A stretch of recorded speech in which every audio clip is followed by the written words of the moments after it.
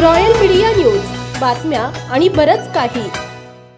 अर्थसंकल्पीय अधिवेशनाला सुरुवात झाली असून मुख्यमंत्री देवेंद्र फडणवीस आज शुक्रवारी अर्थसंकल्प मांडणार आहेत. उपमुख्यमंत्री अजित पवार यांचे निधन झाल्यामुळे मुख्यमंत्री देवेंद्र फडणवीस या ठिकाणी वर्ष 2026-27 चा अर्थसंकल्प मांडणार आहेत. राजकीय कारकिर्दीत देवेंद्र फडणवीस हे दुसऱ्यांदा अर्थसंकल्प मांडणार आहेत. त्यामुळे सर्वांचेच लक्ष या बजेटकडे लागले. दरम्यान लाडक्या बहिणींना या बजेटकडून खूप मोठ्या अपेक्षा आहेत.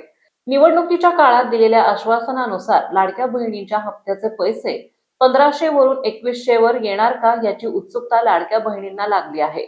तसेच दिवंगत उपमुख्यमंत्री अजित पवार यांचे नाव लाडकी बहीण योजनेला दिले जाणार का हे देखील पाहणे औत्सुक्याचे ठरणार आहे.